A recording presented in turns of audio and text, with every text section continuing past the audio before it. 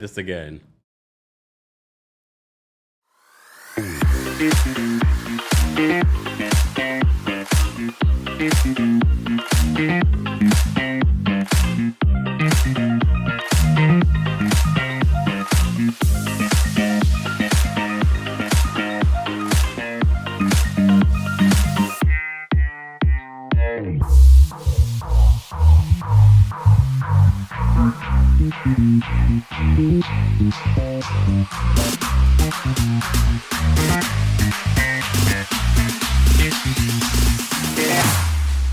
Here we go now.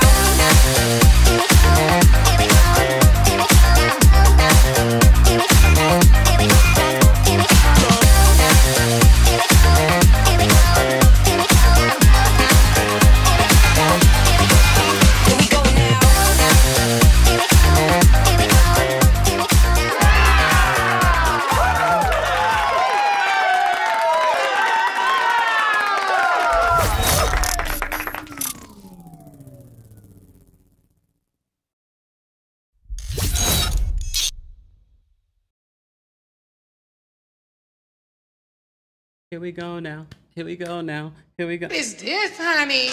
Welcome back to the Kempire channel. Let me know if you can see me, hear me. I had a little bit of a technical hiccup just now, but it's okay. We are also live on Twitch and Twitter.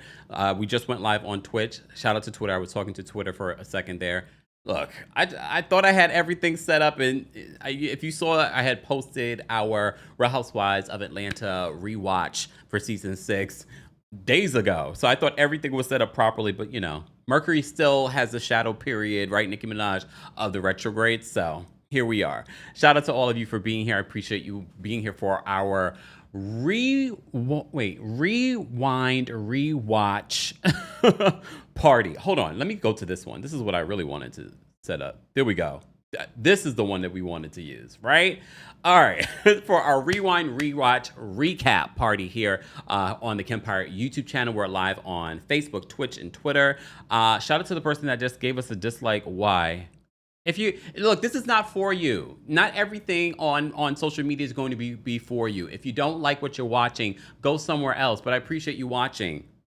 Look.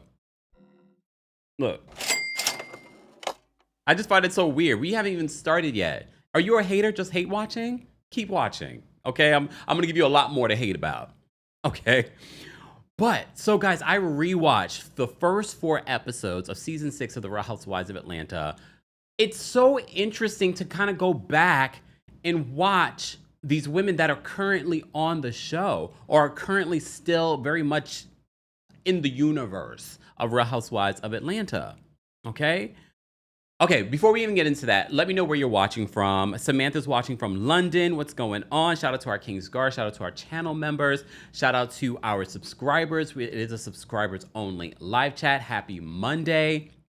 I watched these first 4 episodes over the weekend, and then I tried this morning. I got up really early this morning because I had some errands to run.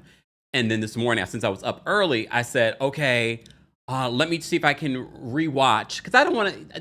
These rewatch recaps are not going to be going. You know how we normally do our recaps of going scene by scene by scene. It doesn't make sense to do that. We're going to be doing like 3 to 4 episodes at a time.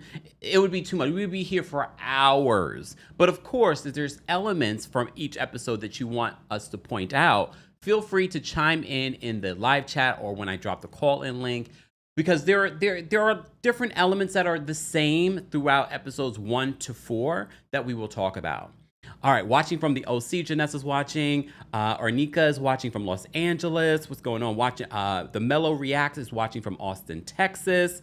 Johannesburg, Amina's in the house. What's going on? Watching from Seattle, Daphne. What's going on? Maurice watching from the UK, Essex.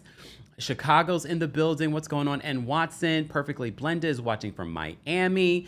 Atlanta in the D house. What's going on, Darlene? We appreciate you. Kimberly's watching from Brooklyn. Vicky's watching from Phoenix. We were trying to go live on Facebook, and we did, but then I had to end it because I was like, oh, we're not live on YouTube, the most important place. But we will figure that out for next time, okay? Bonjour from Montreal, Arizona. Paul's watching from Arizona. HLE is watching from Canada, Toronto specifically. Hi from Norway. What's going on? What's going on, everyone? And if you're a part of the replay crew, be sure to let us know where you're watching from as well, and to let us know your thoughts on the Real Housewives of Atlanta season 6. So let me just first start off with this. I gave you guys the opportunity to weigh in. Where should we start when it comes to Real Housewives of Atlanta? And a lot of you said season 1, a lot of you said season 3, a lot of you said season 5, and a lot of you said season 6. So that I was able to narrow it down. I was surprised that some of you wanted to start at season 1, and it would make sense for us to start at season 1. But I'm kind of glad that we didn't. When I posted those 4 seasons and for you guys to vote, overwhelmingly, you guys voted season 6. I was shocked because I thought really we were going to start on season 3 or maybe season 5. But I was really shocked that that you guys voted for season 6. But it was almost kismet because season 6, when we look at season 16, season 6 is where Porsha is going through her divorce. Literally what they show at the top of season 16, when they flashing back her going into her lawyer's office, the same lawyer's office. Literally, this is where we are in season 6. So to watch season 16 feels so interesting. And now that we know a lot about Porsha, it kind of makes me look at young, naive Porsha a little differently. Was young Porsha really that naive? We get a lot of Miss Diane too in season 6.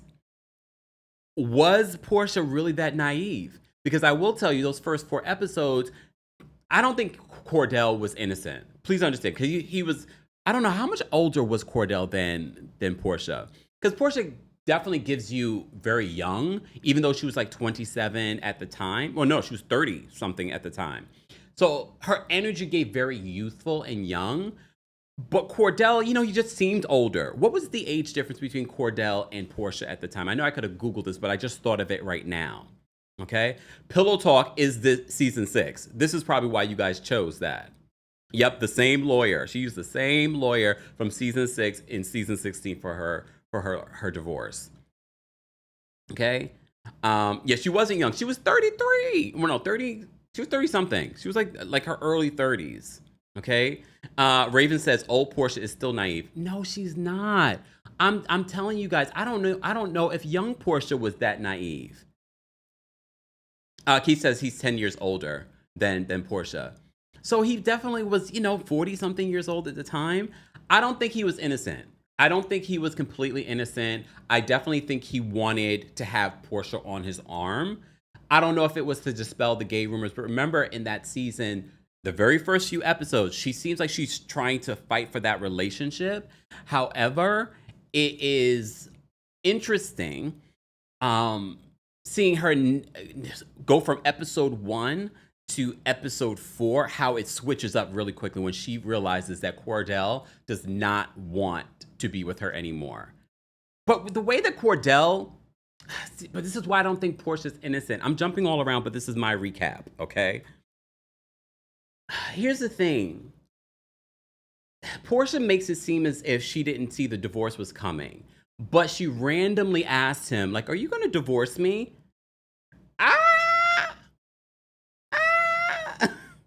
Ariana says that Cordell is 52 right now. And Porsha is what, 44? So he was 12 years older. Oh, wait, no. Yeah, 12 years older. Well, no. 18 years older. 18 years? Really? 8 years older. Math. Marie says that Cordell was sneaky. I definitely think he was sneaky, but when she said I forgot what episode it was. It was within the first 4 episodes. She says that she asked. Oh, it was the first episode when she met with her attorney, and she says to the attorney, "I asked him, or maybe she said to someone else. I can't remember. It's a lot of episodes altogether. Okay. She said, she asked him whether or not he was going to divorce her. And he was like, no, only for him to divorce later. He was definitely sneaky, but I don't think Porsha was completely blindsided. It's really interesting to watch season 6 after watching season 16. And after getting to know that Porsha is a little bit sneaky on her own. But it also lets me know, after what Porsha went through in this divorce, Porsha was like, you're not going to get over on me. I'm going to blindside you. And that divorce, if anything, she should thank Cordell. If anything, Porsha should thank Cordell because I know that made her be the woman that she is today when it comes to divorcing Simon. Why she wanted to make sure, even though she didn't buy that house with Simon, literally, watching season 6, her talk about how her name wasn't on any bills. He never gave her money. Remember Simon in his recent interview with ATLian? She said she asked for a monthly allowance. Everything that she didn't get with Cordell, Porsha made sure in this new relationship and marriage that she got. She got her monthly allowance. She got her prenup that she was taking care of. And then she got her name put on that house. His bookie says that she was his beard, Kenya called it. Yeah, but literally in season 6, you see from episode 1 to episode 4, you see Porsha slowly but surely reveal. And was she being vindictive? Well, you're divorcing me. You're throwing me out the house. You're treating me like you don't know me anymore. You're treating me like a stranger. Part of me has to give her grace because if someone did that to you, you're probably going to throw every negative thought that you ever had about that person. If you thought they were gay, if you thought that they were a cheater, if you thought... So she was doing that. But in the first episode of season 6, Porsha seems really like she wants to fight for her marriage. She doesn't want to take her ring off. But now that we know the Porsha that we know, I'm thinking that Porsha didn't want to take her ring off because Porsha was like, I like pretty things. I like expensive things. And it was a big rock. I'm assuming she got to keep that in the divorce. I don't remember. I'm assuming she did. Do you think she still has it? Or do you think she sold it and got the cash? It's so interesting to watch season 6 after years of knowing these people. Sierra, you're not late. We just started. If you haven't already, guys, be sure to like the video. This is our new segment that we're going to be doing every Monday called the Rewind, Rewatch, Recap with Kempire, with moi. I just had to get right on in, but okay. Let me fine-tune this. We're going to figure out the way we're going to handle our recaps, but we're talking about the very first 4 episodes. I know I originally said 3, but I had to keep on going.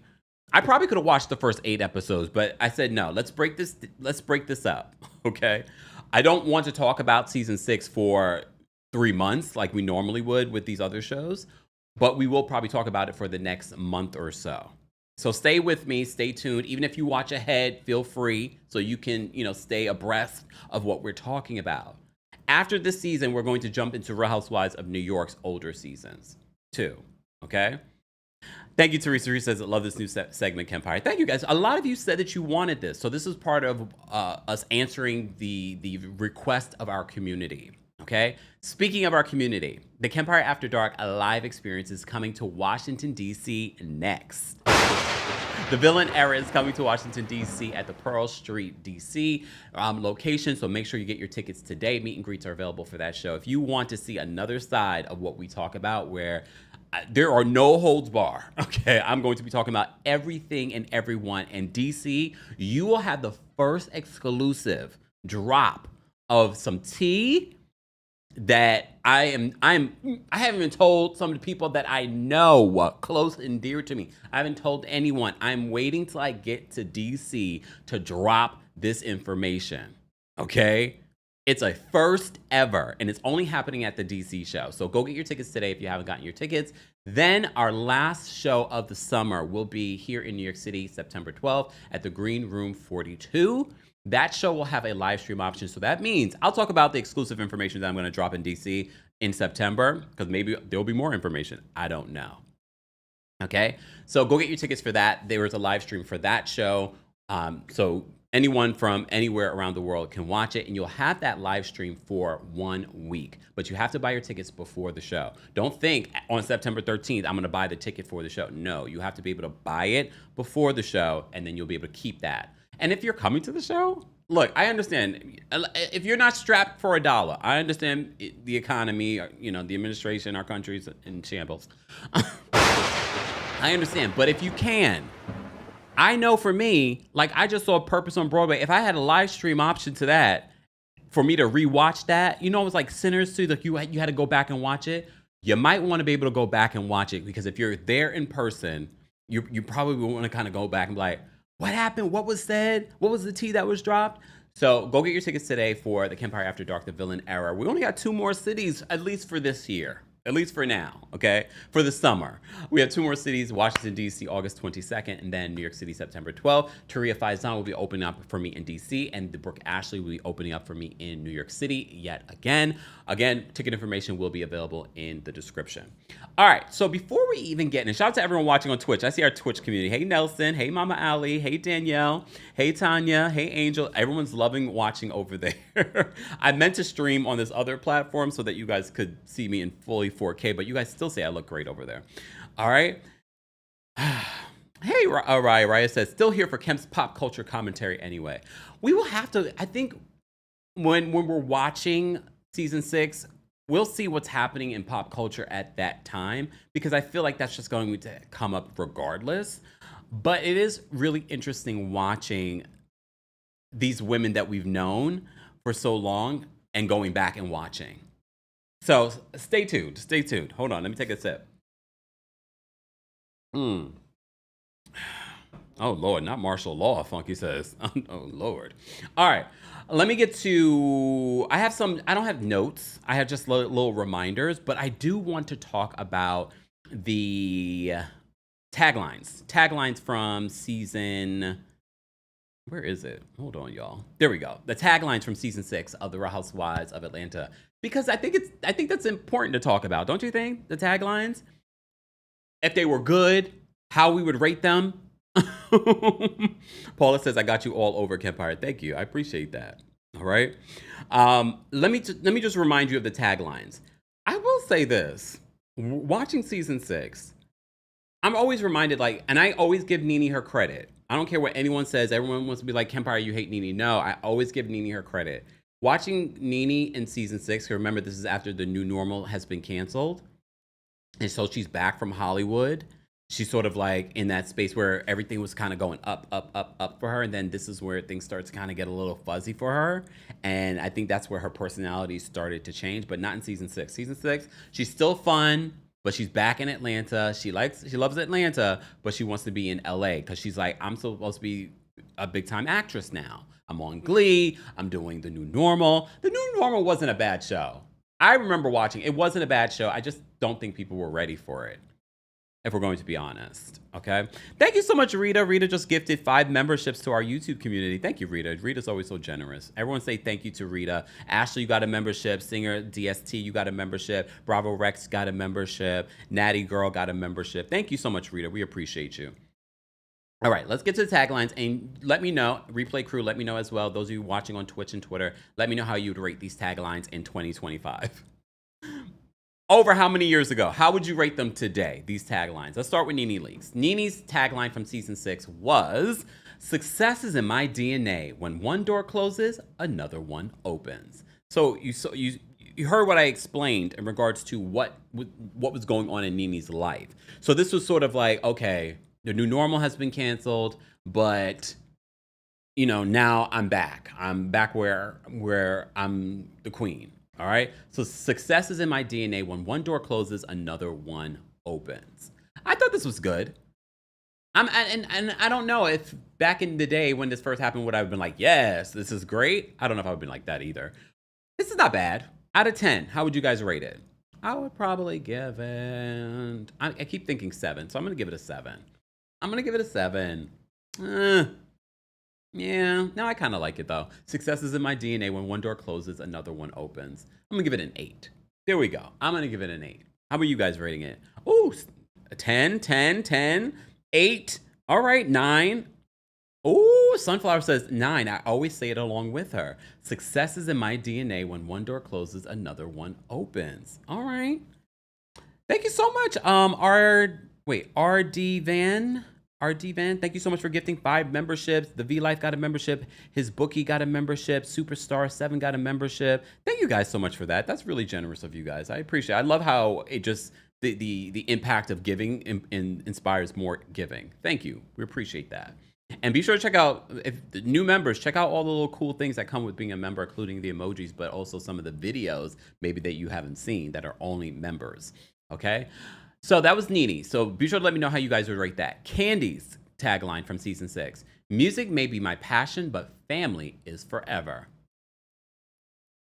When you get to see Kandi's storyline, this is where I got excited though, because I know a lot of you do not like Mama Joyce, but Mama Joyce really was an important integral part of Kandi's years on this show.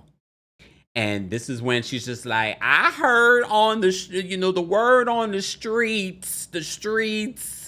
So there's a lot of stuff that happens this season when it comes to Mama Joyce and Kandi being in her feelings about Mama Joyce dragging Todd all the time.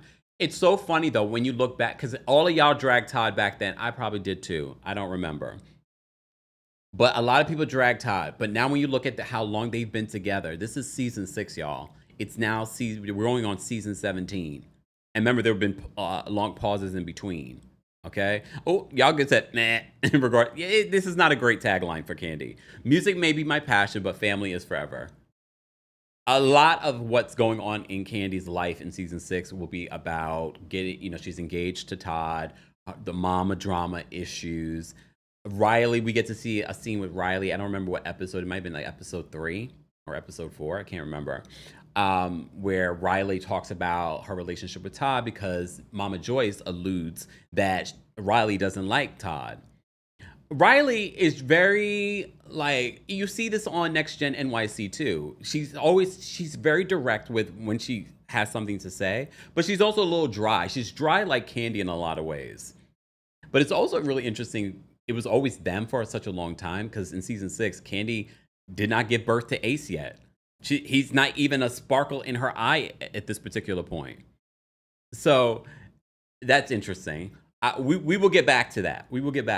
Cynthia Bailey's tagline. I see a lot of you did not like Kandi's tagline. Me either. It was kind of blah. It was blah. Cynthia Bailey. Cynthia looks amazing in season. Cynthia is beautiful. I just want to say that. Cynthia is beautiful. But Cynthia is gorgeous in season 6. I mean, she was gorgeous before, but because some of the makeup, I have to say, a lot of the makeup in season 6, including Kenya, was not great. But Cynthia Bailey's makeup, although it might have been a little heavy-handed, she had the best makeup for me in season 6. But that's me, someone that doesn't wear makeup. You guys will have a difference of opinion. That's okay. That doesn't mean you can come to me and be like, Kempire, you're wrong. No, this is my opinion. Cynthia looked great in season 6 for me, even though she was with. Why does Peter look older in season 6 than he does now? Like, he looks the same, but he looks so old. Not so old, but he looks like older. Did he get like Botox or something in later years? I don't know. He looks better now than he did back then, even though he looks the same. I know some people look the same, but go back and watch season 6. Season 6, Peter looks,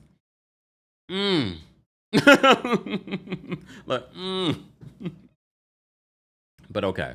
Cynthia's tagline for season 6. My business is beauty and I'm the boss. I don't hate it. I don't think it's as blah as Kandi's. She says, my business is beauty and I'm the boss. So remember, at this particular point, she had the Bailey agency. At the top of season 6, we see Cynthia moving out of the Bailey agency and moving into this space that Peter bought without telling her. Peter bought this space, okay?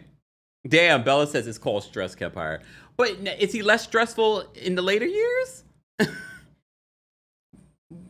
I mean, that's good that he looks even better, but I don't know.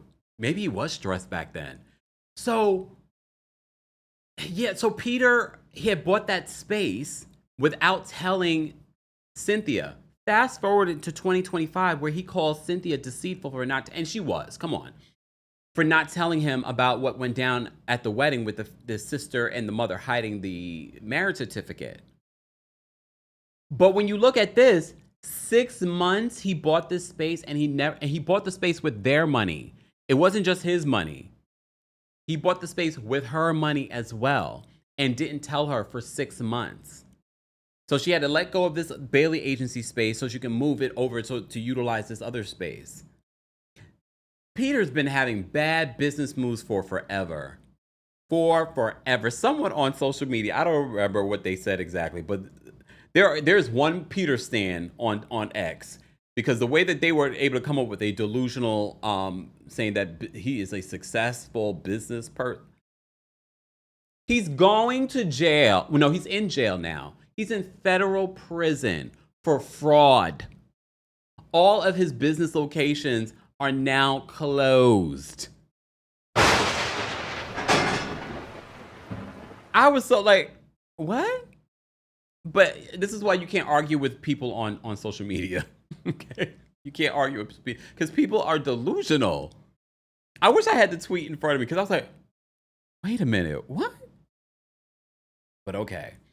But I will say when I look at Cynthia and Peter's relationship, I always think about what Nene says about Cynthia, even in the most recent interview that they did where Cynthia gathered Peter together. When you watch season 6, you're like, oh, that is what Nene was talking about. You kind of see, she definitely gives a persona during the season where, oh, she's sweet and light and, you know, but there is that other side of Cynthia, and you kind of see glimmers of it in season 6, at least within the first 4 episodes, I noticed it. Toya says Peter was never that guy. Paula says Peter is a shady businessman. I think we kind of knew it back then. Remember, that was like the running joke for a while. I think it just really caught up with him. He never really got on the up and up when it comes to his business. Not Pyramid Peter. Where was that back in season 6 when we needed that as a catchphrase? Okay. Hey Toya, what's going on? All right. So how would you guys rate Cynthia Bailey's? My business is beauty and I'm the boss. Well, I prefer did I give Candy's a rating? I'm gonna give Candy's a 5. That might be generous. A 4. I'm gonna give Cynthia a 6.5. 6.5. Portia's tagline was, I am still standing and I am making my own rules. Is that a tagline? I am still standing and I'm making my own rules. That's a tagline? Did I get this wrong? That can't be her tagline. That was her tagline? I am still standing and I am making my own rules. Well, we have to remember, this is her getting over her divorce. Like, she's in the middle of her divorce at the top of season 6. I don't like this at all. This is probably the worst one so far. Even worse than Kandi's. And Kandi's was pretty bad. I'm giving it a 3. And look, the Porsha haters will be like, oh no, the Porsha, the peach juices, they would be like, I'm a hater. No, this is bad. This was bad, y'all. Come on. Because it's just so regular. But I get it in the premise of what she's going through, but this is not good. I don't like that one. They could have given her a better one. Phaedra Parks. A true Southern belle knows her worth, and I am priceless. You know what saves Phaedra? It's her delivery of her tagline. I can literally hear her say this. Even that her tagline isn't that great, it's her delivery of the tagline. She says, I am a true Southern belle. A true Southern belle knows her worth, and I'm priceless. Ooh, yes. I mean, honestly, when you read it regular, a true Southern belle knows her worth, and I am priceless. No, but when you read it in Phaedra's voice, it gives it a little bit more. Sage says, it's the cadence, yes. I have to say, the early years of Phaedra, I actually like seeing Phaedra and Kandi be friends. It's so crazy to see where the friendship ends up, where they're no longer friends, because they were so close. And Kandi rode hard for Phaedra. Like, she couldn't stand Kenya. She didn't like the fact that Kenya was flirting with Apollo.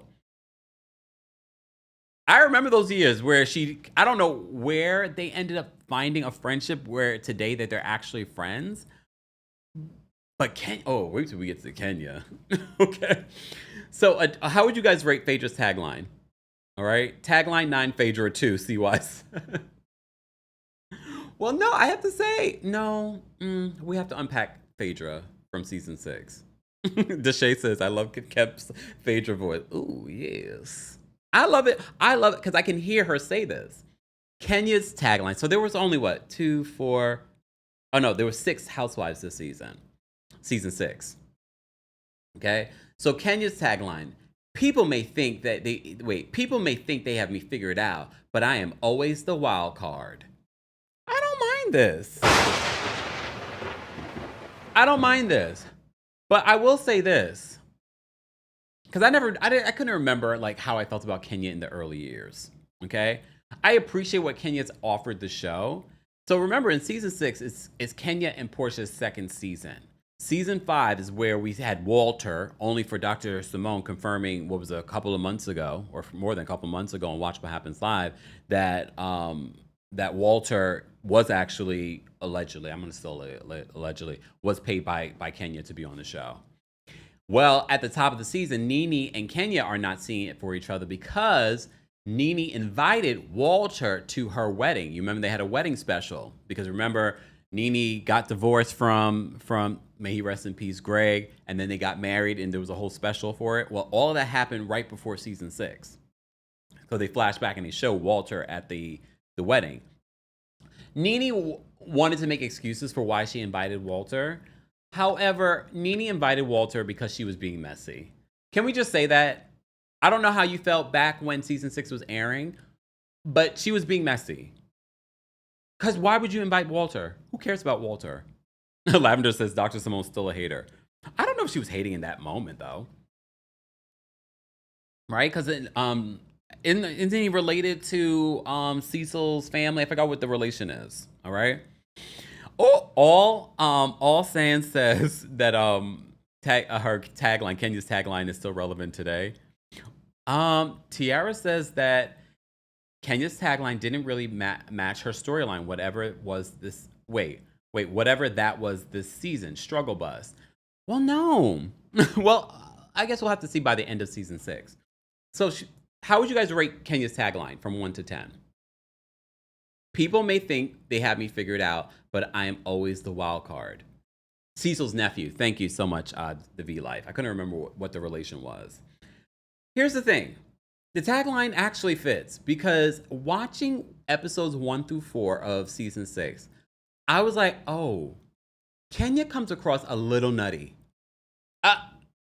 If you rewatched it with me, if you watched season 6, Kenya first of all, Kenya was being alienated from the group. She barely filmed with a lot of the people. She had a couple of group scenes, but based off the first 4 episodes, I was like, oh, where's Kenya? Why isn't Kenya with the rest of the group? Because at this particular point, at the reunion, season 5 reunion, that is where Apollo accused Kenya of trying to sleep with him. And you know, everyone in the group was sort of like, oh, Kenya.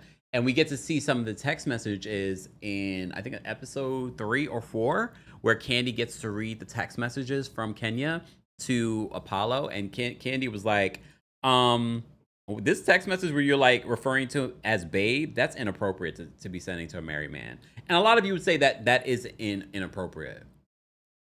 Britt says Kenya is her biggest fan. All right.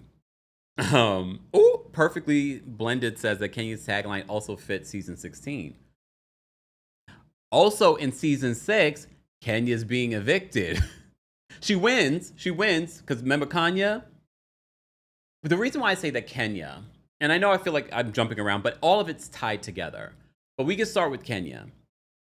Kenya was being evicted by her then landlord, Kanya, who attended the event at Porsha's event where she referred to Kenya as Miss America, not Miss USA. Kanya went to the event with Kenya. So that Kanya was her landlord, but her landlord ends up evicting Kenya, but Kenya won in court. And Kenya was talking to Freddie O and the other paparazzi, the other 3 paparazzi outside the courthouse, talking about how she won. So, oh, Kenya. When Kenya was packing up, because remember, Kenya ends up calling the police on Kenya. Because Kenya ends up she's packing up, but she claims that she has until 5 o'clock. Kenya says she has until 3. How in the hell?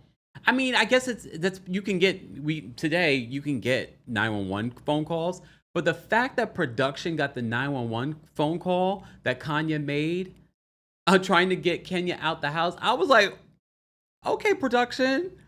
They got the 911 call where Kanya had to describe Kenya. She's like, black female, medium build, fake contacts, implants. I was like, weave.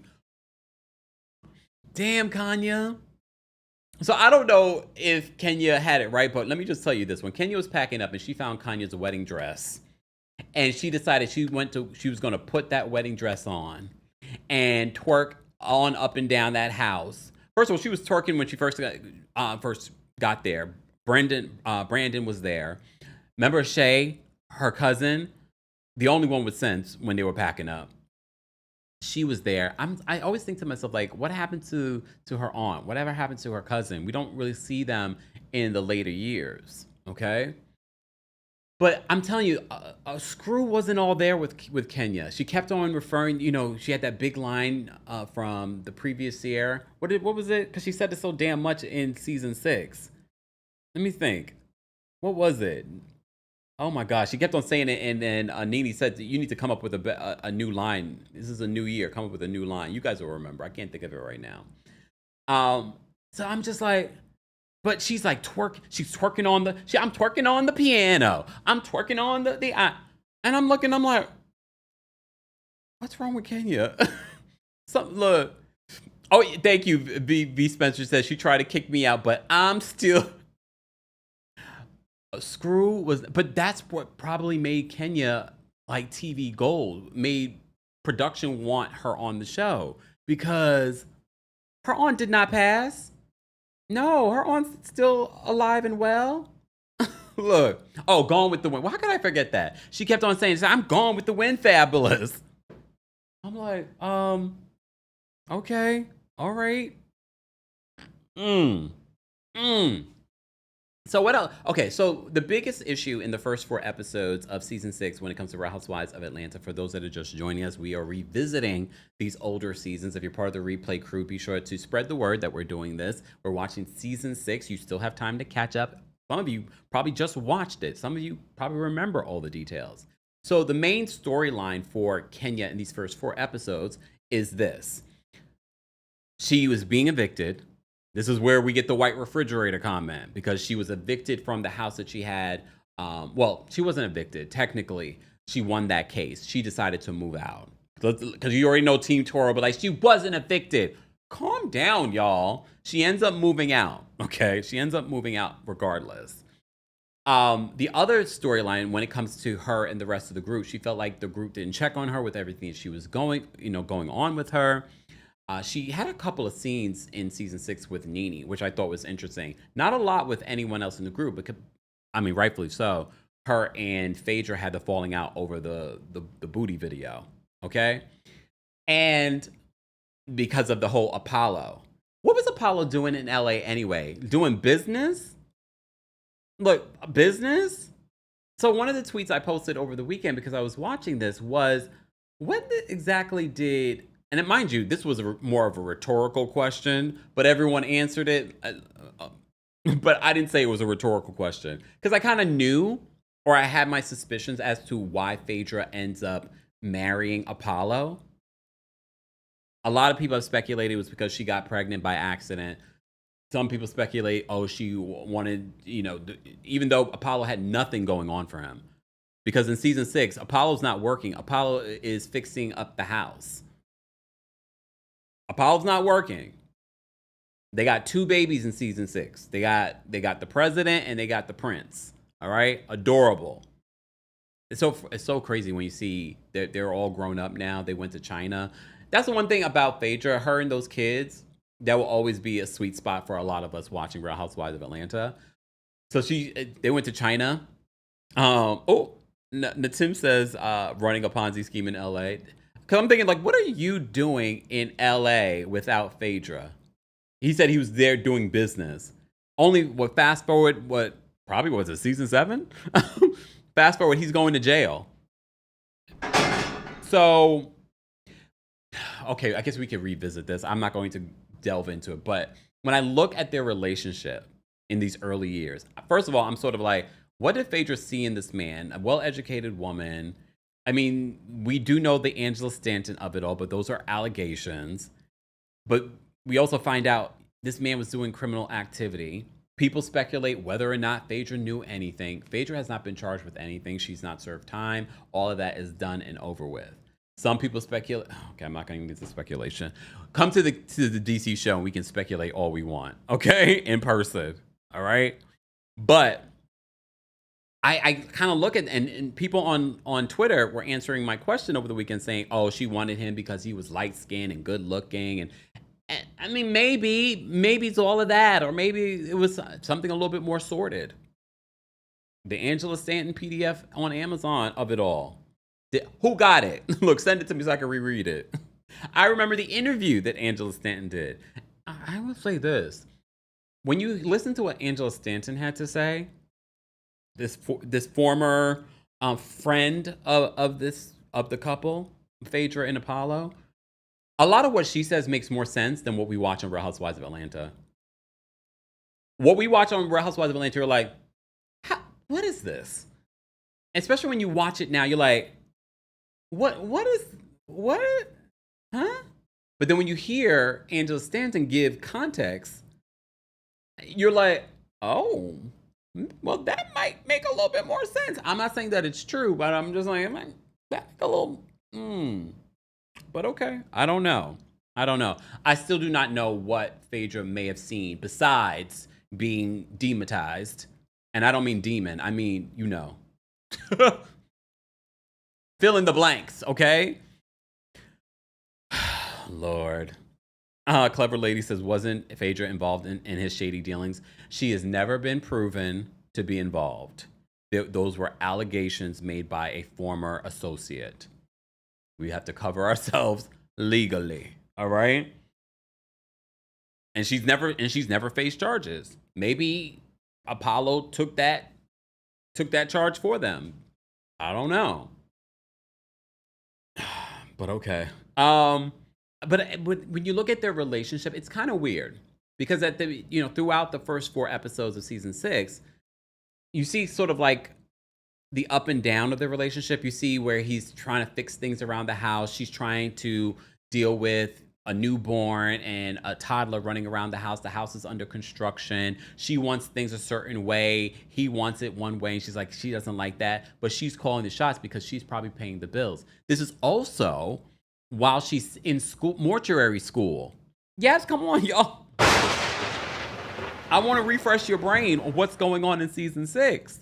She's in mortuary school. And someone had a really good theory on go to my Twitter, go to X. Go to the tweet that I posted about Phaedra over the weekend. Go read the comments. There is a interesting speculation as to why Phaedra may have gone to mortuary school. It's speculation, though. It's speculation. But I was like, wait a minute. All of us were like, wait a minute. Especially when you think about what Apollo went to jail for. Wasn't some of that identity theft? Allegedly. Not allegedly. He got convicted. He got convicted.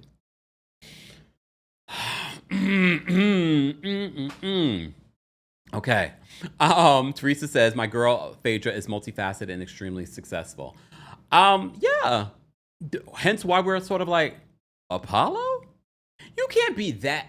Well, I guess she was. I don't want to say she was young. She wasn't young. She wasn't really that young. She's probably she looked older, the Angela Oakley of it all. She actually looked a lot older than Angela on her first season, if we're looking at it. Right? Hey, Southern Bombshell, thank you so much. But yeah. Let me start at the top. And I will be posting the call link for you guys to call in. I'll post the call link for Twitch first and then for members. We're just doing a little bonus for our Twitch fam. Be sure to follow us guys on Twitch, twitch.tv/TheKempire. We're doing our special news show here on Mondays where we're rewatching some of your favorite reality television shows. It's called The Rewind, Rewatch, Recap with me, Kempire. Okay. D Brown says Apollo was fine. Apollo's still fine. But when you think about everything that Apollo has done, when I look at their relationship, let me just get this thought through. When you look at their relationship during the first 4 episodes, there were some moments where they're bumping heads. Phaedra always loved to do a photo shoot. Phaedra was always very extra. So they're about to get ready for this photo shoot, and he clearly doesn't want to do it. We hear them on the hot mic get into an argument. He's like, "You always are doing this. You don't tell me." I've never looked at Apollo and Phaedra like he really loved her or liked her. In episode 4, they sit down for a dinner where they talk about the whole Kenya text stuff, and she's just like, "You shouldn't be texting my friends."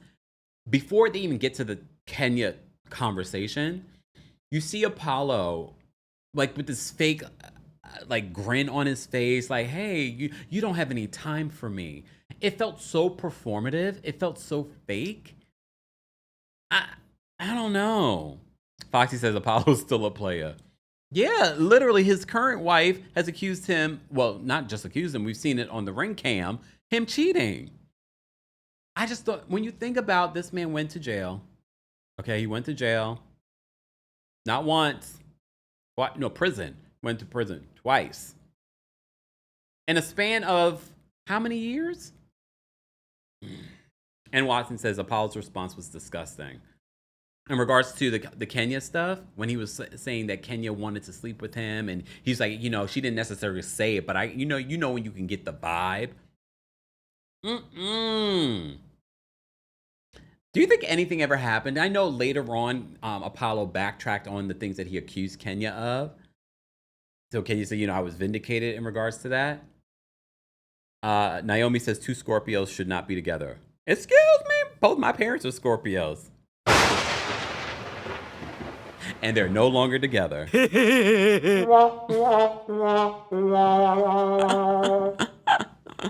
don't know. They say normally it will work, right? So wait, Apollo's a Scorpio? Is that what you're telling me? Because then that makes me look at the relationship a little bit differently.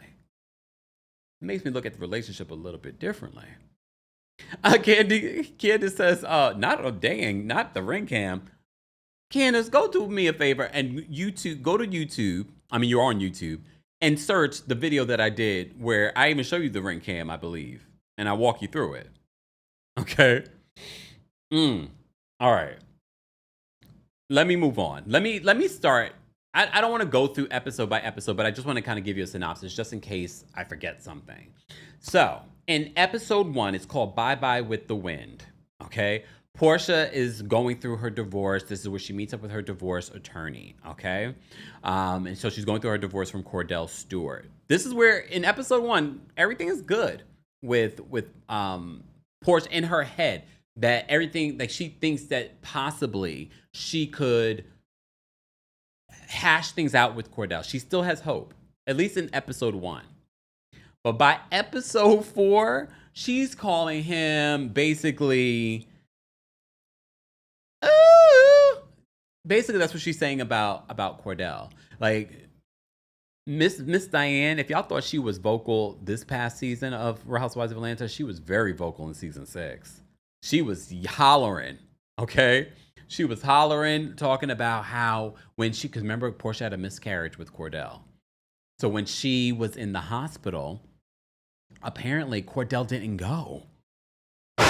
See, that's why I say Cordell's not necessarily innocent. So that's when Miss Diane started running with the narrative, oh, you were just there to keep up appearances. He just wanted to have this beautiful woman on his arm. Because during the first 4 episodes, Porsha also talks about how she felt ashamed when she would go to the doctor. He's like, I don't understand why you're not pregnant.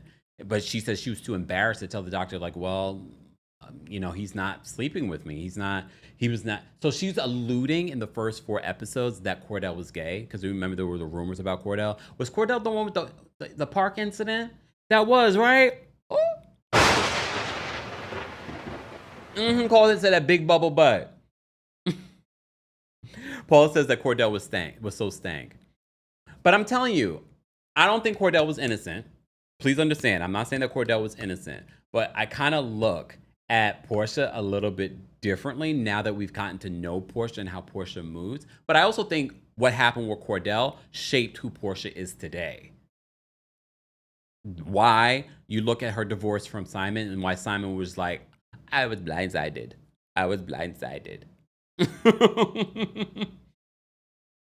Teresa said park. Google it, Teresa. Oh, but okay, let me take a sip. Please hold. Let me see what you guys are saying. Oh, I'm not even going through some of what y'all saying in the chat. Let me focus. So back to Porsha and Cordell. So in episode 1, it looks like she's crying the same way she was crying over Simon in the same lawyer's office. She was crying harder though with the Cordell of it all. Probably was more real then, right? Okay.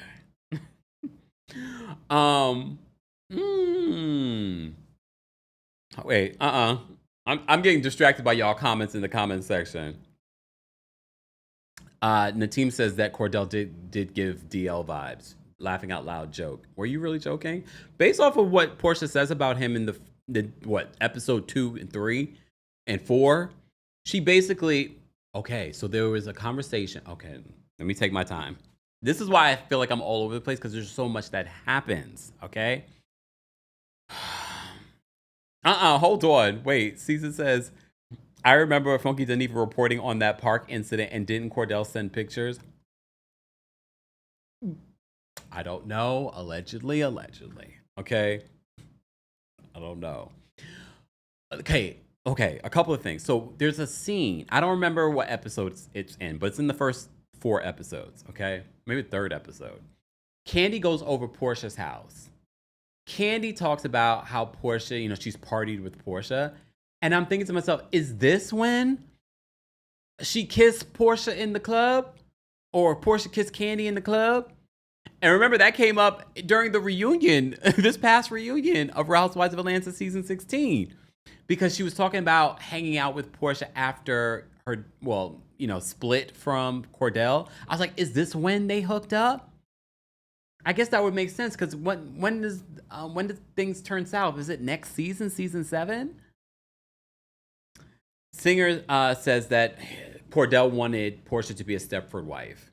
Basically, he wanted her to cook, clean. You saw that story recently. See, this we end up talking about other things in pop culture. You saw the recent story with Halle Berry's ex-husband, the baseball player, talking about he decided to get a divorce from Halle because she wouldn't cook or clean. Halle Berry wouldn't cook or clean, so he was like, yeah, she can't be the mother of my children. But what we find out in the first 4 episodes of season 6 of Real Housewives of Atlanta, we find out that Porsha was making, remember season 5, she made it. That's why I have to give Porsha credit. She really tried to protect Cordell, his image, in season 5. Season 6, episode 1, she was still kind of doing that. However, by episode 2, 3, and 4, based on what was happening when it comes to their divorce proceedings, she was like dropping all the tea. She was saying she had to borrow money from her mother because Cordell basically would not give her money. So this is why she asked Simon for a monthly allowance. She said she was not going to end up like she did before. And I wouldn't be surprised that Porsha took some of that monthly allowance and put the money to the side. If anything, Porsha really was smart in this second divorce. Come on, we have to give her credit. She learned from what happened with her and Cordell. Cordell was not giving her a monthly allowance, so she had no money. Sometimes she'd be out there and she wouldn't have any money. Okay? Let me see. Perfectly says it would have happened in season 7 or 8 because they talked about it in season 9. I guess we'll have to see. See, and this was something that they also talked about in regards to April says, wasn't he the one that hit her so bad that she's deaf in one ear? That was something that he talked about. He says that he was not the one. And from what I recall, I don't want to say who it was, but he wasn't the one. It was actually an earlier relationship. But y'all can talk about it in the comment section. But yeah, I don't want to say, because I kind of know who it was, but yeah. Exactly. KSS says Cordell not giving Porsha money and pretty much controlling her funds was financial abuse. This is probably before we even knew what that looked like or what that was back then. But now we do. So now we understand why Porsha was like to Simon, give me, I want a monthly allowance. You're going to put my name on this house. She learned from this divorce, and probably her attorney probably gave her the heads up on how to handle this. Okay. All right.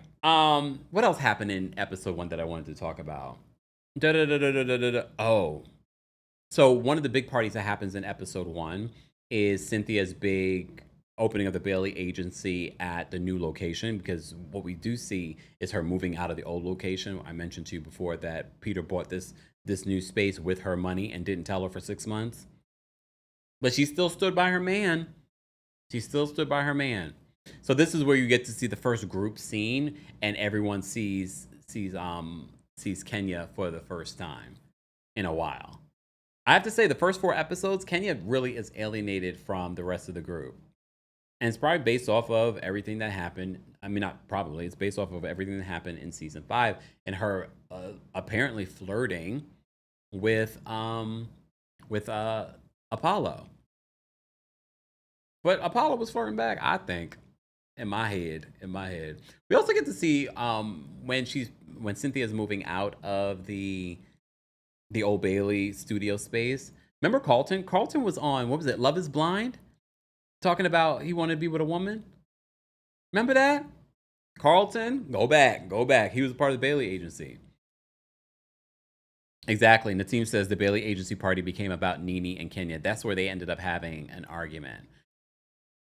Okay.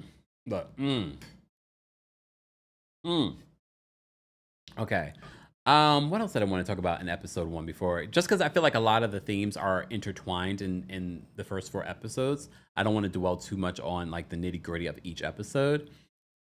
I'll say, so in episode 2 is when Kenya goes to court with the eviction, and she ends up winning in court. However, she does decide, because her lease is up, to move out. This is where we see her, put on Kanye's wedding dress. That's so weird. That's so weird. Even her own cousin was just like, what are you doing? Why do you have this woman's dress on? And she's dancing and twerking and singing. And I'm like, oh my goodness, girl. But okay. I mean, this is what, her second season of how many seasons she was on Real Housewives of Atlanta. But I have to say, one of my takeaways in the first 4 episodes, I was like, Kenya is a little unhinged, a little nutty.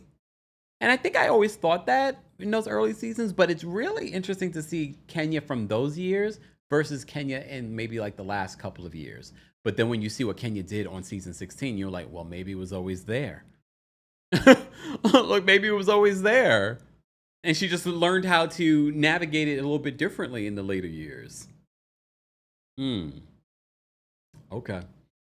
But again, when I say to you, it's so interesting when you're looking at season 6 versus season 16, where we have Porsha getting a divorce, Kenya getting evicted. All right. And Watson says Kenya's a lot unhinged. Well, you definitely see it in season 6. Those first few episodes, I like cringed. I was like, why is Kenya acting this way? And then she kept on saying her tagline over and over again. Like, not her tagline, but like one of her taglines from season 5, she kept on saying over and over again. I was like, what is going on right now? Okay. Porsha's mom. So you guys see that Porsha's current home, remember she ends up buying this home after the Cordell divorce, but she ends up having her mom move into it when she moved in with Simon. But her mom used to have her own, big house. So Porsha moves in with her mom. This is when her mom always spoiled Porsha. And a lot of people say that Portia's the way that she is because of her mother. Season 6 is where you see it. You get a better understanding. But Porsha moves out from living with Cordell into moving in with her mom. Her mom gives her the master bedroom. I don't know why she would do that, but okay. But we also see the mom talk about Cordell. She's the first one to drop the tea on Cordell that the only reason why he got married to Porsha was to have this woman on his arm. She also dropped the tea about Porsha having the miscarriage and he wasn't there. That stood out to me. No matter how we feel about Porsha, what stood out to me was, wait, she had a miscarriage and Cordell wasn't there? I was like, okay. So no matter how we might feel about Porsha, Cordell wasn't innocent. He wasn't innocent. Shonda called her dirty Diana. Stop. Mr. Melamash said Miss Diane was Porsha in the 80s and the 90s. I mean, that is her mama. That is her mama. Guys, if you haven't already, be sure to like the video. It's an easy and free way of supporting not just my channel, but other channels as well. Don't forget, you can also hear our live recaps and special episodes exclusively on the Kempire podcast. And you never know, I might add new content to those episodes. Just saying. So make sure that you're subscribed to the Kempire podcast on Apple Podcasts and on Spotify. Shout out to our Spotify growing community. We appreciate you guys as well. Oh, thank you for reminding me. So what I was getting to in regards to Kandi and Porsha. So when Kandi goes over to Porsha's mom's house to go check on her, I told you, like, I kind of like, is this around the time when Kandi and Porsha hooked up? But when they were having this conversation, Kandi asked, like, you know, Cordell never hit you. As I said to you before, the first episode, Porsha is like, maybe her and Cordell can work things out. By episode 2, 3, and 4, Porsha was like, he was a queen. He might have been gay. He might have hit me. Because when Kandi asked her that, there's a big pause. You guys notice that? There was a long pause. Do you think that he did something? Why did she pause that way? Or do you think that she was being strategic by putting it out there and alluding something? I don't know. Because if we're talking about financial abuse and maybe emotional abuse, who's to say that it didn't get physical? I don't know. But that pause was quite telling.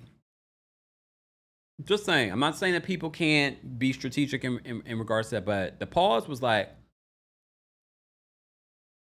JSP says she paused and then cried, didn't she? Did she cry? I don't think she cried. No.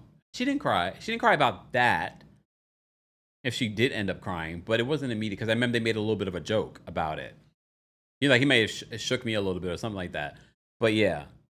Diana says that she was alluding to something. That's the pause alluded to something. Even Kandi was just like, that was a pause. But again, if we're talking about financial abuse, emotional abuse, who's to say? Exactly. Perfectly blended says he talked to her harshly on camera.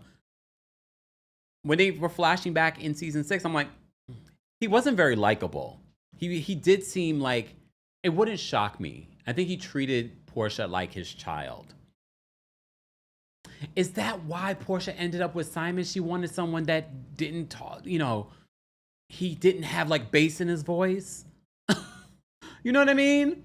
It was like complete opposite. She said, I am never going to do what I did in that relationship. I'm going to marry a man with, like, it's be like this. Very even, like, monotone. You know what I mean? Like, nothing. Because Cordell's like, he was like a little rough, right?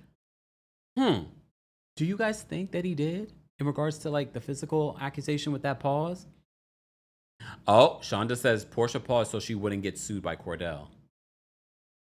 Maybe she felt like that would be too far because what she would go on to say later on in these next couple of episodes. I was like, wait a minute. Okay. Superstar 7 says, you will never know the conviction of a wife. She really defended Cordell a lot in season 5. But in season 6, she was like, F him. All right. Let's move on from there. So Porsha moves back in with her mom in episode 2 of season 6. All right. And we see her adjusting to that. Okay. And then then we have Cynthia. Cynthia's going through, you remember, I remember this like it was like yesterday, where people thought that Cynthia was pregnant, but she was just dealing with fibroids. Here's another relationship that I was just like, the red flags were always there with Peter. The way that he spoke to Cynthia when she was crying and feeling fat, and she was because of the fibroids, she was eating certain things, and he was like, well, I guess you're not going to be a model anymore.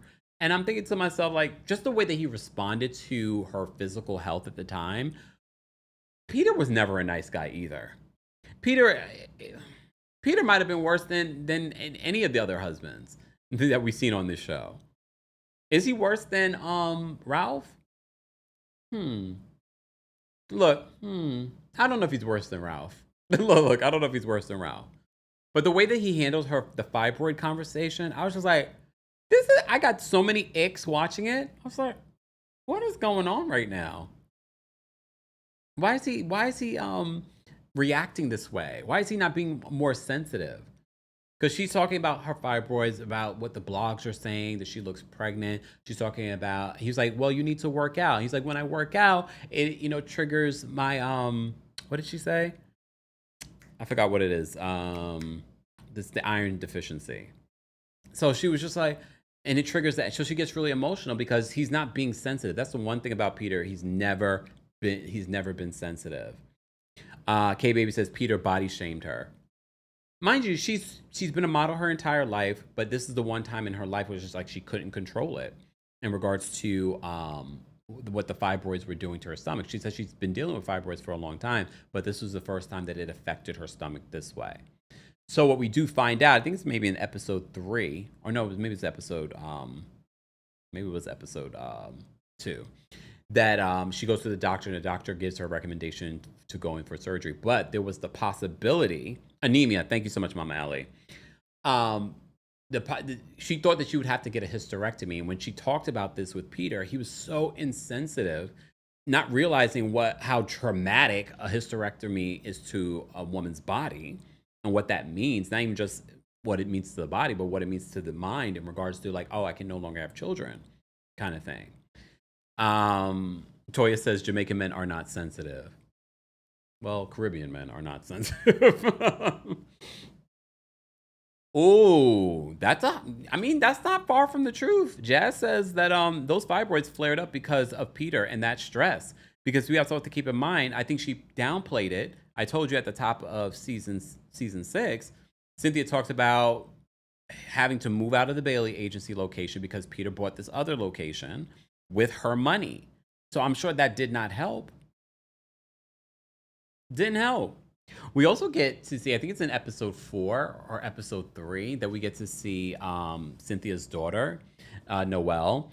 And I'm looking at Noelle. She's so young here. I'm like, look how she's a perfect combination of Leon and Cynthia.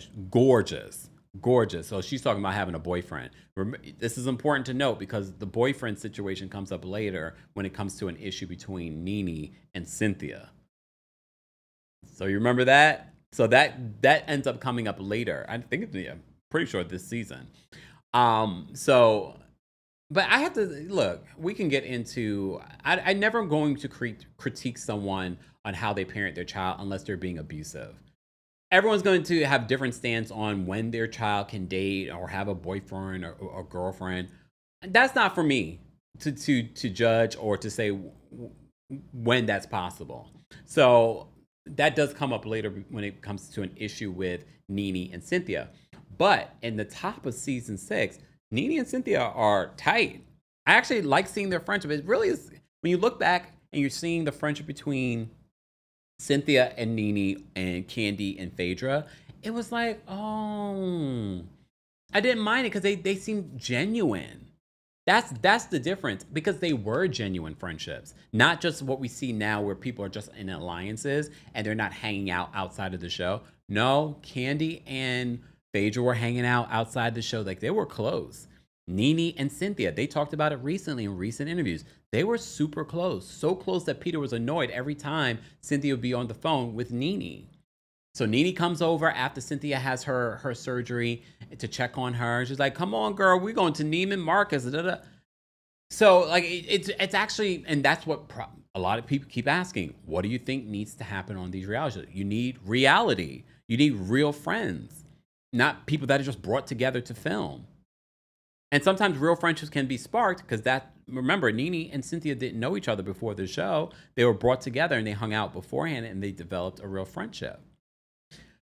So we get to see Cynthia's health issues play out in episode 2. Nene in episode 2 calls Kenya out for breaking girl code when it comes to the whole Apollo of it all. So that's the main theme of the first 4 episodes, is why the group is really kind of alienating Kenya because of the whole Apollo of it all. So Nene meets up with Kenya to kind of be like, girl, that's not cool. That's inappropriate. All right. Mama Joyce. Mama Joyce, Mama Joyce, Mama Joyce. Mama Joyce has come a long way too because she looks great. She looks great now. You know what I mean? Like when you see her evolution. So Kandi's mother, Mama Joyce, remains skeptical of Todd because the streets have been telling her that he is not to be trusted. Okay? He's not to be trusted. And she warns her daughter not to let Todd take advantage of her. We also have to remember in this early part of the season, her mom is, because she was looking for a home for her mom, and she ends up giving her mom her old house. So they end up having a conversation about Todd, and the mom says, oh, she doesn't like him. The streets have been talking, blah, blah, blah, blah. And then she brings up Kandi's ring. Mind you, when they said that Kandi's ring was $7,500, I was like, that's not bad. How much what do they say your engagement ring should be? It's supposed to be like multiple paychecks or something like that. I was thinking to myself, it's like $7,500 is not bad for a ring.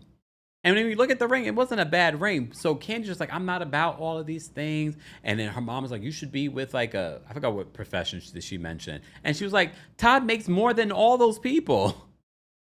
But when you look at where they began, Kandi and Todd, versus where they are today, they really, you don't hear any issues in their relationship. I think you might hear a rumor here and there. I mean, based off the show, you heard rumors then. Because what was his name while he was here in New York? But they are still going strong. 2 kids later, multiple businesses, Broadway shows, Tony nominations, together. Oh, Jamaki says $7,500 is bad? Well, guess what? For gay men, we only got to get bands and stuff like that. And $7,500 for a band, you know that sucker's going to be like blinged out. Okay? Marvin was like, thank you so much, Sierra. You guys are going to help me with some of the things that have happened over the years. His name was Marvin here in New York. But despite all, Mama Joyce not liking Todd, despite that, they made it through. 2 kids later, 2 grown kids that are actually close, both Riley and I apologize for remembering Todd's daughter's name right now. Okay, the fact that they're close here in New York, to the point where she actually filmed with Riley on Next Gen. So it's just crazy when you look back at it and see how far they've come. Oh, it's 3 months, a 3-month salary. Well, depends on how much you making. How much is Todd making? So how much should that have been? But Kandi said to her mom, that's where Kandi got into the, how Kandi gets when her emotional cry. Kayla, thank you so much. I love how all the comments come through. I should really be looking here on Twitch because you guys get me together. Thank you, Angel. Angel's watching on Twitch as well. Kayla is Todd's daughter. Oh, so we're going to get to see Todd's mom. May she rest in peace. But yeah, when you look at how far this couple has come, despite Kandi's mother, who Kandi is super close with. So this had to be hard. And remember, the issues between Mama Joyce and Todd are not that far from long ago. Yes, this episode is years ago. But remember, the Todd stuff came up again. When did it come up? Was the season 15? Was it season 15? Was it season 15 it came up? So when Mama Joyce brings up her ring, like sort of downgrading the ring, Kandi gets into the shaky crying voice. She's like, this is the ring that I wanted. I'm not about all what you like all these fancy things, but this was the ring that I wanted. And I think a lot of us did not see it for Todd. I think a lot of it, because some of y'all are gonna try and act all different now because you see where the relationship is.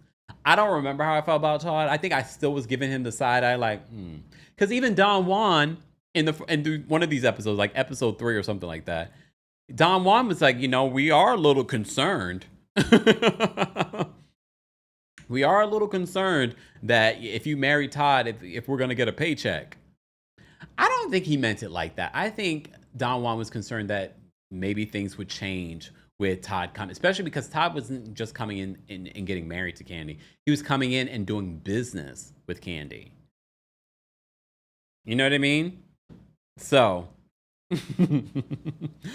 all right, guys, if you haven't already, be sure to like the video. It's easy and it's free. We're almost at 500 likes. Kendra, thank you so much for the super chat. I appreciate the super chats and the Venmos and the Cash Apps, guys. We normally see those after the live. Kendra says, Peter is the epitome of an F-boy. Before we even started using F-boy, the fact that he still speaks negatively on her while owing her $170,000, I think they figured that out, because remember, she sued him a couple of years ago. The judge would have had to close the doors until I got my money. Clickety clank, Karen's boy. I think they settled that, because remember, she was even on his podcast before he went to prison. So, yeah. But I said this on social media when Peter came out and was just like, he felt that she was deceptive during that season where she didn't tell him about the whole mom and sister doing what they did. And yes, it was deceptive, but I was like, you know what? Every time Cynthia's asked about Peter, she's always gracious. She doesn't revisit the past. She doesn't talk about any of that stuff. Always gracious. He can never be. He's just always messy. But anyway. Yeah, Cynthia had to sue Peter because he had owed her money. I don't know what the finalization of that. I'm assuming she ended up getting her money. Maybe he decided, maybe that's part of the reason why he's in jail. He, stealing from Peter to pay Paul. You know what I mean? Or stealing from Paul to pay Peter. Lord. All right, y'all. I've been talking a lot. I am going to bring some callers up. But if you are a member of the channel, well, before the members, I'm going to drop it for our Twitch fam. Twitch fam, I'm going to drop the calling for you guys first. We're going to take quick callers. And if you're part of the replay crew and you're new to this, because Black Sundays are over, at least for now. They just wrapped filming for Married to Medicine over the weekend, so we'll have that soon. And once those shows start back up, guys, I'm not going to be doing 2 lives. So we're going to try and wrap up season 6 very quickly before the new season, before Mondays gets really busy. This week, there are going to be 2 new episodes of Real Housewives of Miami, and then they're switching Miami's day to the same day as Real Housewives of Orange County.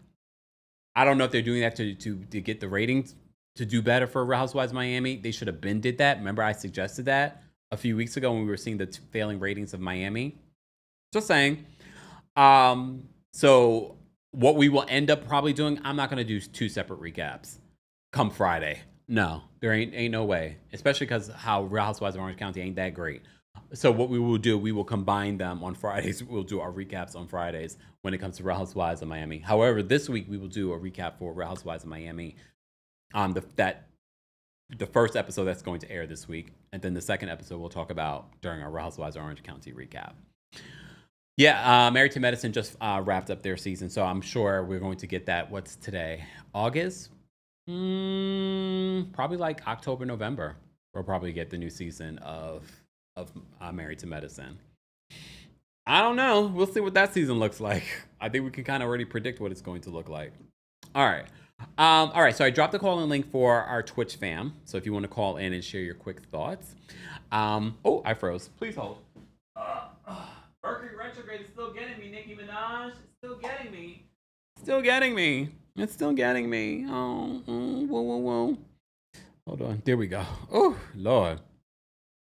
Right? Come on. V says, Kemp said, we are not about to have him messed up on a Friday. Right? Can you imagine me doing 2 lives on a Friday?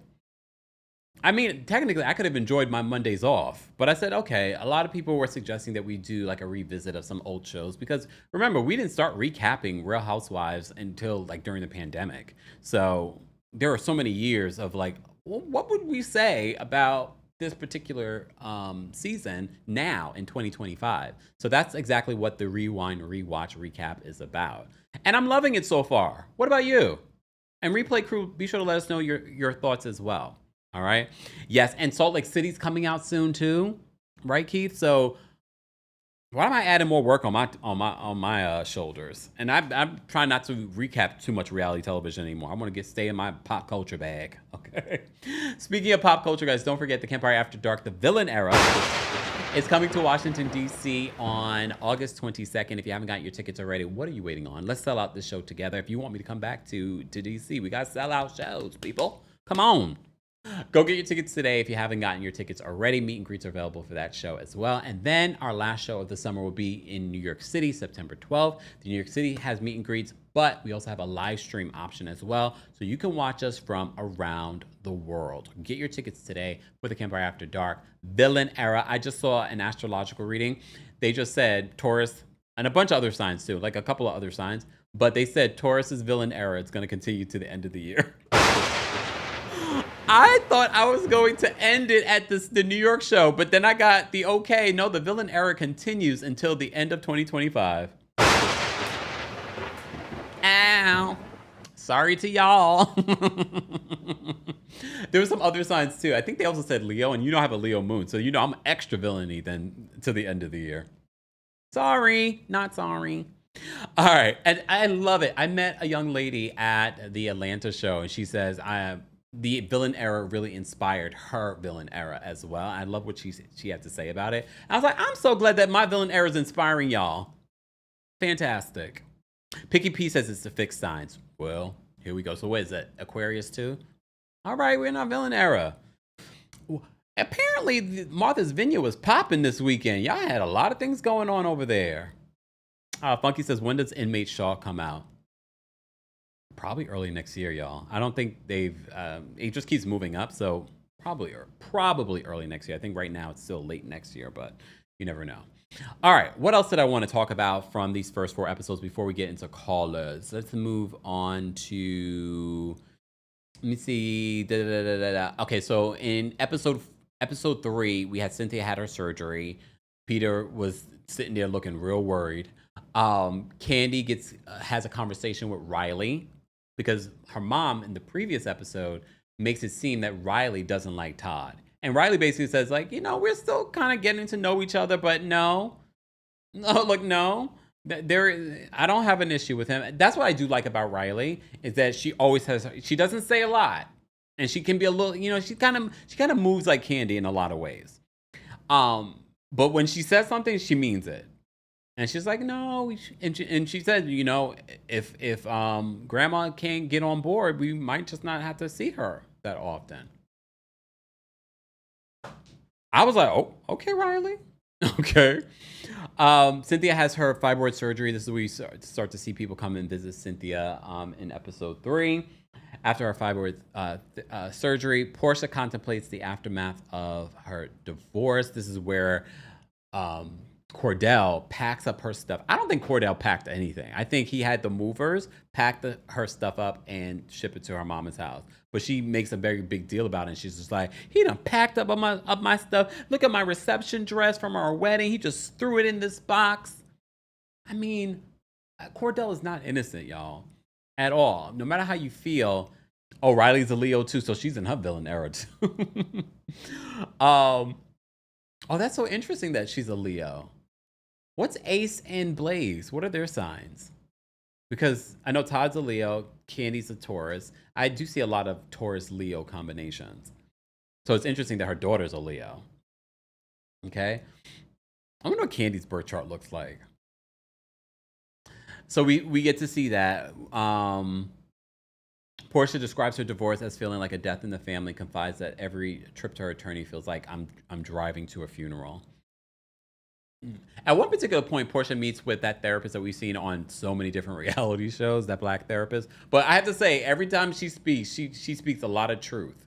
Okay? But this is where Porsha does a lot of crying in the first 4 episodes, but she's going through a divorce. I have to say, she cried more in this season than she did with the Simon divorce. But she was with Cordell not that long, but she was definitely with him longer than she was with Simon, right? Exactly. Beauty Mode says, Cordell's not perfect by far. I can hear her. All right. Picky P says, I believe that Blaze is a Sagittarius. Ooh, fire signs up in the house. Okay. And Ace is a Capricorn. He gives Capricorn energy. Him and Blue Ivy. I could picture a Capricorn. I just feel that they're just level-headed. They don't say a lot, but very level-headed about their business, about their money. Okay. Keith says that Porsha was giving Bernadine. I bet Cordell moved his girlfriend or boy. No, come on now. Mm-mm. Um, and Cordell never got remarried, right? What? Did Cordell? Does he have a girlfriend? Because remember, what season was Cynthia on? Not Cynthia, Claudia on. Weren't they trying to hook? Because Claudia knows Cordell. Weren't they trying to hook them up? Mm-mm-mm-mm-mm. Okay. But let me see. Okay, so Kandi asked Porsha. So we already talked about this. If Cordell ever hit her, then we had that big pause moment. So that was in episode 3. So we talked about that already. I want to revisit all of that. Nene is readjusting. Her storyline is basically this entire season. Well, for the first 4 episodes, is readjusting to being back in Atlanta. She seems like she's a little, not depressed. Sidebar, did you guys, when she was opening up all her gifts from her wedding, she got some Hermes plates from the Judices, the originals, Teresa and Joe, before he was kicked out. I was like, not them buying Hermes plates. Hermes plates were gorgeous, though. Greg was like, can we eat on them? He's like, yeah, we can eat on them. You know they ain't eating on those Hermes plates, okay? So she's adjusting to being back home after the new normal was canceled, okay? Okay. Kenya, this is where I mentioned this before. She's twerking on the piano, and then she jumps into Kanye's wedding dress, and then she's dancing around in that and singing her new song that she came up with. Brandon, who we haven't seen in a month of Sundays, we do see, because you remember this is the season with Pillow Talk, and Brandon's there. Kenya was definitely alienated from the group in season 6. You already just feel it. Okay. Let's see. In episode 4, before we get to some callers, because I've been talking already for an hour and a half. But we covered a lot. Like, I was jumping around. I just wanted to make sure there wasn't anything that I forgot that I wanted to talk about. And I'm sure there's plenty. Cynthia receives news. Okay. Her daughter. This is where Noelle tells her that she's got a boyfriend. Okay, that she's dating. I forgot how old she was. Was she 13 at this particular point? I don't remember how old Noelle was. I do listen to Cynthia's podcast with Crystal, and that's how I get my updates on what Noelle is up to and where she's been. Okay? Let me see. DeMarcus says, Kemp, here's an idea. Recap all return. Huh? Wait, I don't understand. Seasons where a housewife returns, like Nene returns, Porsha returns after Kenya's fight, and etc. I'm not sure if I understand what you mean by that. Yes, Mr. Melon Magic, because that comes up. Because when they sit down as a group to talk about Kenya and her issues with Phaedra brings up, and you said that I had AIDS. And Kenya was just like, wait. And Nene says, AIDS? And then they flash back to Kenya saying it during the reunion. Kenya tried to downplay it like, oh, you can't control what I say back to you when we're in the middle of a fight. Okay? April says, what happened to Brandon? Brandon's in LA, I think. I think Brandon follows me on Instagram. That was like random news. I think he had liked a post. I was like, Brandon? I'm like, where you been, Brandon? But Brandon was like a big part of Kenya's life in Atlanta. I think he still is. I think they're still friends, but maybe he just doesn't come to Atlanta. Maybe it was after this Pillow Talk situation. She was like, I'm done with reality television. But not done with Kenya. So a lot of what plays out in episode 4 is about texting and the text messages between Kenya and Apollo. So Kenya's confronted by the group when it comes to that. At one particular point, Kandi does see the text messages, so she brings back the information to Phaedra because they were really good friends at this particular point. All right. Miss Melanie Magic says that she said that Faye needed an AIDS test. Yeah. April says all Cynthia had to do was explain her feelings to Noelle about dating. CY says Kenya was good for revising her previous statements when called out. I will say, when you look at that, I was actually surprised to see how far Kenya has come as Shade Assassin. When she was confronted about the Apollo stuff, it was sort of like, like that answer is not landing, Kenya. At least not for me. Go back and watch that. Was it episode 3 or 4 where it was episode 4, I think, where she has to respond for that, and she's not able to really respond to that. Um, she responds more so in the confessional. But at the end of episode 4, we have this conversation between Phaedra and Apollo. And as I said to you before, there were some icy moments between Apollo and Phaedra in these first 3 episodes. But in this particular scene, he seemed so excited to see Phaedra, but it felt so forced. It felt so produced. He's like, I don't even get to see you anymore. And she's just like, oh. And that's where she confronts him about the whole Kenya and being inappropriate with Kenya. And this is where he says, she wanted to sleep with me. I could tell she wanted to sleep with me, blah, blah, blah. And Phaedra's was like, you should not be texting her. Asia says she hasn't come far. She's come far with her shade, okay? She's come far with her shade. Shonda says that it's because Kenya is media trained. Foxy says Kenya and the stuff that came out from her mouth was disturbing. Lord. Guys, we're almost at 500 likes. If you haven't already, be sure to like the video. We're revisiting season 6 of The Real Housewives of Atlanta. If you're part of the replay crew, be sure to let us know your thoughts and opinions on the season. Let's get to some quick calls. If you're a member of the channel, I am going to drop the call in link for you guys really quickly so that we can get some real quick calls, and then I'm going to wrap it up because I've already been talking a long time and I got other stories to report and get you guys updated. Okay. All right. So if you're a member of the channel, I dropped the call link for you guys as well. Twitch fam, I already dropped the call link for you guys. Tourist with the T, who I met in Atlanta's backstage. Remember, guys, the opinions of the callers do not represent the opinions of myself, TheKempire LLC, or our sponsors, and everything that they say is alleged in their opinion. Okay? All right, let's bring up Tourist with the T. Tourist with the T, what did you want to share? Hey, Cam, can you hear me? Yes. Happy Monday. You too. I wanted to call in to say, well, first of all, everyone, if you are thinking about going to the Villain Era Tour, please go. I had such a great time last week, Tuesday, in Atlanta, and Kemp puts on a great show. But I wanted to say that season 6 of RHOA is my absolute favorite season ever. I think I want to really hone in on saying that Mama Joyce this entire season was, I'm sorry, she was honestly very disgusting with her behavior. The things that she said about Todd, the way that she was inconsiderate about Kandi, and even trying to Riley up to saying, negative stuff about Todd. And you know what? Mama Joyce was carrying on the same exact way with AJ as she did with Todd. And I think for me, like Mama Joyce, after Kandi lost her brother, I think she just put too many of her eggs in the Kandi basket, and that could be a lot of pressure for the only remaining child alive, because now it's like Kandi's growing up, she's having her own life, and now it feels like Mama Joyce is going to be left alone. But I'll continue to listen because I love this season. Bye. Okay. Thanks, Taurus with the T. All right, let's bring up Angel next. Angel, what did you want to share in regards to season 6 of The Real Housewives of Atlanta? Hey, Kempire. I just wanted to say that watching season 6, replaying it, there was so much that we kind of forgot about. Right? And I was just like, in retrospect, oh my God, Miss Diane and Mama Joyce both had real glow ups. And like Porsha was not the sharpest pencil like in the stack, but she was more likable as Porsha Stewart almost back to Williams. And as Porsha Williams, she's like way too calculated and guarded. And I think that's why we don't like her as much anymore or trust her so much.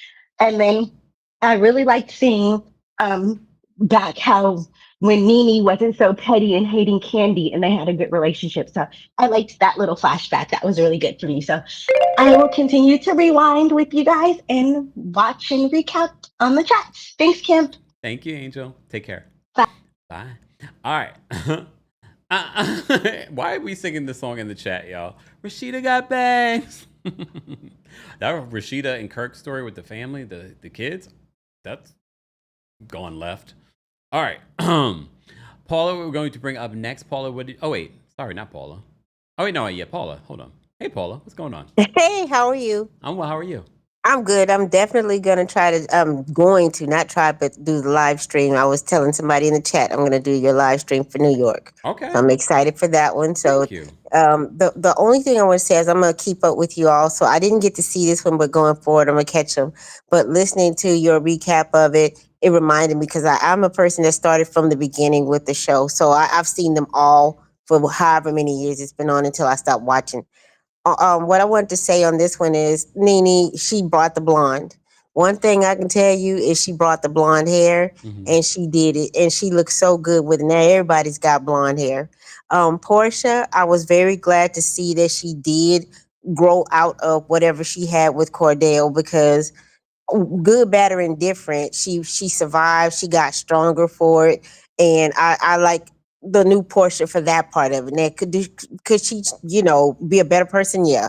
As far as Kandi really did well. I can't say nothing bad about her, but her mama ain't gonna change. She stank. She gonna stay stank, and she's just a horrible person. I kept saying in the chat when she talked crazy to Todd's mom, and then she passed away. Wasn't that awful? I mean, she Mm. passed away like the next day or something. So looking at all these ladies over time, I just really am proud of a lot of them. Cynthia, they're strong. They're strong and they're moving forward. She didn't have to stand over there crying about Peter. None of them did. So with that being said, Phaedra was out here in Africa with her leg out. Remember that hooch dress she had with her leg out? And we don't know what she had on her, that she looks good. So for that part, I'm glad to see that they're strong. Now Mm. they're going in their own direction about it, but I give them that credit. I believe that they are really, they're strong about whatever they're doing. They're committed. Mm. All right. All right. Thank you so much, Paula, for calling in. Have a good one. You too. I do want to highlight this super chat. Thank you, Demarcus. Demarcus says, to reword my statement, an idea to recap all comeback seasons like Nene's comeback after she left and Portia's comeback after after she was suspended, and etc. I see what you're saying. Oak Cliff says, still confused why Nene detests Kandi so much is odd. That's another thing to kind of watch because in season 6, they're okay. They're getting along. But when Kandi calls Cynthia, because Cynthia is recovering from her fibroid surgery, and Nene's there, just pay attention to Nene's body language. She's like, hey, Kandi. But not like, it didn't feel like genuine. Her dislike for Kandi, it never really goes away. They kind of like get along to get along, but you always see it. It's never like, oh yeah, she really likes Kandi. But yeah, it is something to watch. O'Shea's backstage. We're gonna bring up next. O'Shea, what did you want to share? Hey, Kempire. Hey. Yeah, I think that is rooted in jealousy because Nene has always had that thing about Kandi in the back Yeah. of her head. Even when they were like cordial, you could always see there was that thing. But yeah, I just wanted to like reiterate the point when you were discussing Phaedra and the alleged stories, because even till now we don't know where Phaedra gets money from. Phaedra was not on TV for like 6 or 7 years, and I was not aware that the mortuary business is giving that, because Phaedra has been living life when she was in Atlanta. Like, she's been all over the world, she's been doing all the things, and we don't know what her work is. And for people who don't know, like if you go back and look at Funky Danima's videos from those days, you will hear and see some things. I don't want to repeat, but I'm sure you know. But yeah, you will hear and see some things about where Phaedra allegedly gets money from. And I'd forgotten about all that. I just was reminded as you were speaking. But yeah, but thanks, Kempire. Thanks, O'Shea. All right. Yeah. April says Kandi came in on season 2, right? Yeah. That's why when people say that she's not an OG, I get it. She wasn't there in season 1, but she's been there literally since the beginning. She just missed out on season 16. She's an OG.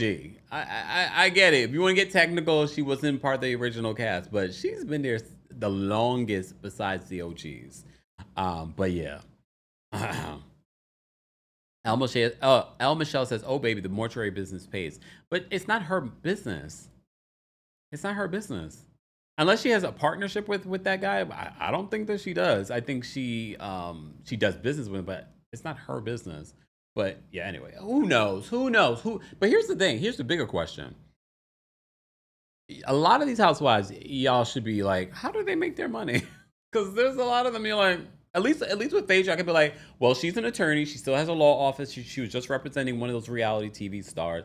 Like, I can find at least where she's getting some of her cash, okay? But some of these other housewives, I can't see how to say your name. The Ramos, or the Raymond Lanos. I apologize.